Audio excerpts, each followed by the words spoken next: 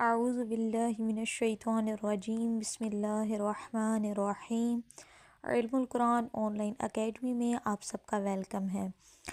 آج کا ہمارا موضوع ہے احکام تقلید اور یہ ہے پارٹ 2۔ مسئلہ نمبر 8 سے ہم آغاز کریں گے کہ اگر مجتہد عالم کسی مسئلہ میں فتویٰ کے بعد احتیاط کہے، مثلا نجس برتن کے متعلق کہے کہ ایک مرتبہ پانی میں دھونے سے پاک ہو جاتا ہے، اگرچہ احتیاط 3 مرتبہ دھونے میں ہے، تو اس کا مقلد اس مسئلے میں دوسرے مجتہد کے فتویٰ پر عمل نہیں کر سکتا، بلکہ اسے چاہیے کہ یا اس کے فتوے پر عمل کرے یا فتویٰ کے بعد والی احتیاط پر، جسے احتیاط مستحبی کہتے ہیں، مگر یہ کہ دوسرے مجتہد کا فتویٰ احتیاط سے زیادہ قریب ہو۔ اب مسئلہ نمبر 8 میں یہ بیان کیا جا رہا ہے کہ اگر مجتہد جو ہے کسی مسئلے کے بارے میں فتویٰ بھی دے اور فتوے کے بعد احتیاط کہے، مثلا اب 2 چیزیں ہیں ہمارے پاس۔ ہم نے جو پیچھے مسئلہ بیان کیا تھا اس میں تھی احتیاط واجب۔ اب ہم جب آگے توضیح المسائل کا مطالعہ کریں گے تو بہت سارے احکام میں کہیں ہمیں احتیاط واجب کا لفظ دکھائی دے گا، کہیں احتیاط مستحب کا۔ تو احتیاط واجب اور احتیاط مستحب میں کیا فرق ہے کہ احتیاط واجب وہ ہوتا ہے کہ جہاں پہ مجتہد کسی مسئلے کے بارے میں فتویٰ نہیں دیتا، فقط احتیاط کے بارے میں بتاتا ہے، اور احتیاط وہاں پہ یہ ہے کہ جو مقلد ہے وہ کسی اور مجتہد کی طرف رجوع کر سکتا ہے احتیاط واجب میں، کیونکہ وہاں پہ مجتہد نے فتویٰ نہیں دیا، فقط احتیاط بتائی ہے۔ لیکن احتیاط مستحب کیا ہوتی ہے؟ جہاں پہ مجتہد فتویٰ بھی دیتا ہے اور فتوے کے ساتھ احتیاط بھی ہوتی ہے، جیسا کہ کہا گیا کہ نجس برتن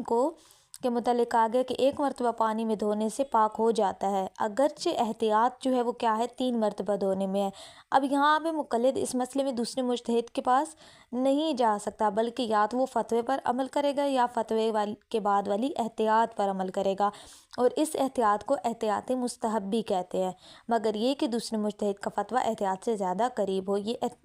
لیکن احتیاط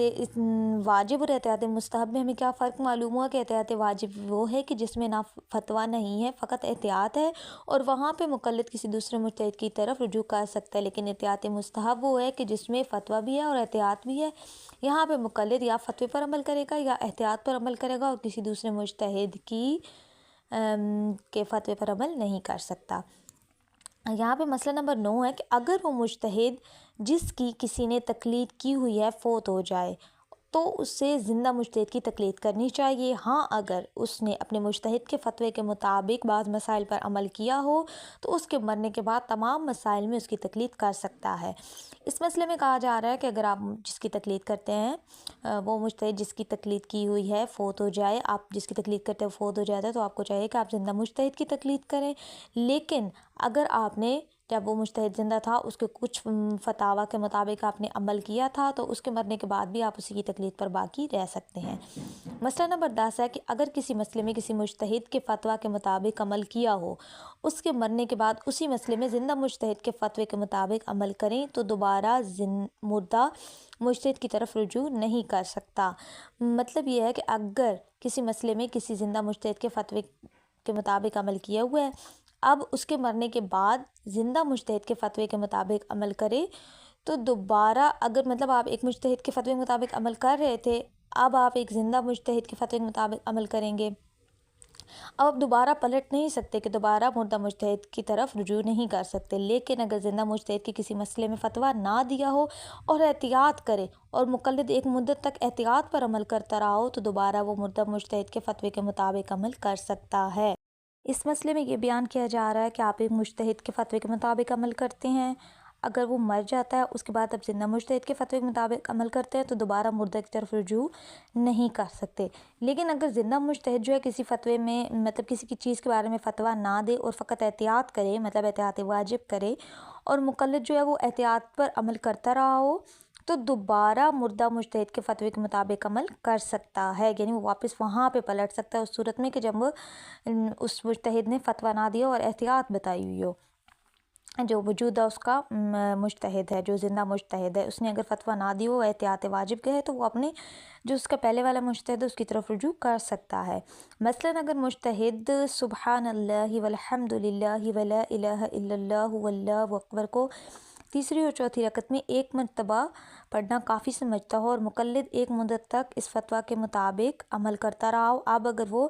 مجتہد مر جائے اور زندہ مجتہد احتیاط واجب کے طور پر 3 مرتبہ کہنے کو ضروری سمجھے، مقلد ایک مدت تک احتیاط پر عمل کرتے ہوئے 3 مرتبہ کہتا رہا ہو تو دوبارہ مردہ مجتہد کے فتوے کے مطابق 1 مرتبہ پڑھ سکتا ہے۔ ویسے تو ہم دوبارہ مردہ مجتہد کی تقلید نہیں کر سکتے، واپس نہیں پلٹ سکتے کسی لیکن ایک صورت ہے کہ اگر ہم جب وہ مجتہد جو زندہ مجتہد ہے اگر وہ یہ کہے کہ آپ نے جو ہے یہاں پہ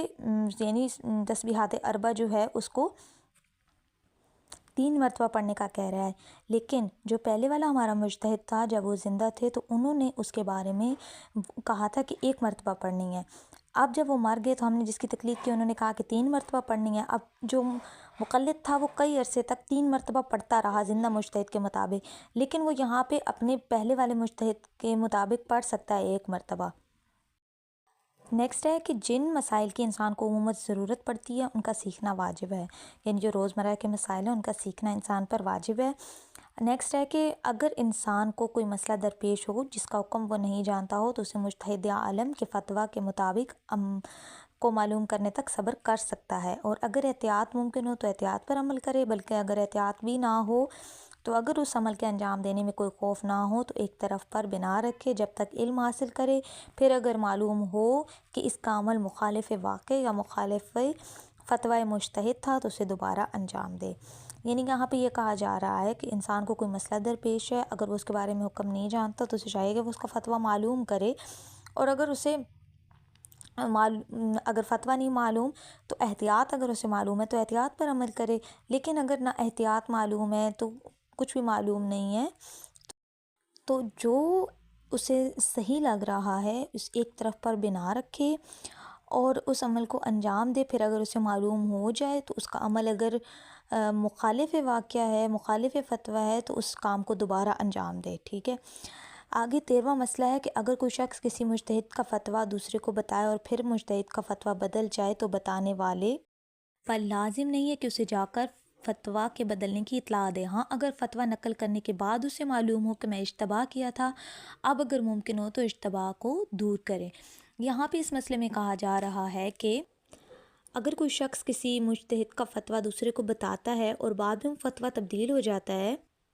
تو لازم نہیں ہے کہ جا کر وہ فتوے کے بدلنے کی اسے اطلاع دے، لیکن اگر وہ ابھی نقل کر رہا ہے اور اسے معلوم ہوتا ہے کہ میں نے اشتباہ کیا ہے، نقل کرنے کے بعد اسے بتانے کے بعد اسے فوراً احساس ہو جاتا ہے کہ میں نے اشتباہ کیا ہے، تو اگر ممکن ہو سکتا ہے تو وہ اس کے اشتباہ کو دور کرے،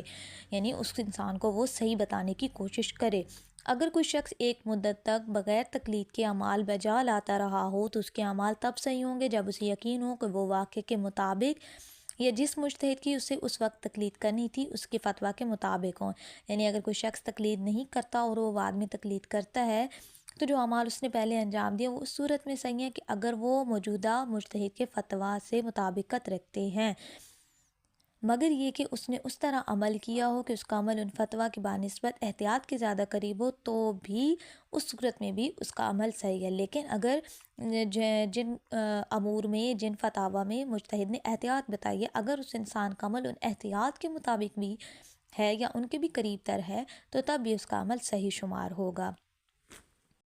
امید کرتی ہوں کہ ہمارے لیکچرز آپ لوگ کو سمجھ میں آ رہے ہوں گے۔ اس کے علاوہ اگر کوئی اپنے بچوں کو تجوید کے ساتھ قرآن مجید پڑھانا چاہتا ہے تو ہمارے دیے گئے اسکرین پر جو موجود نمبر آپ اس پر رابطہ کریں۔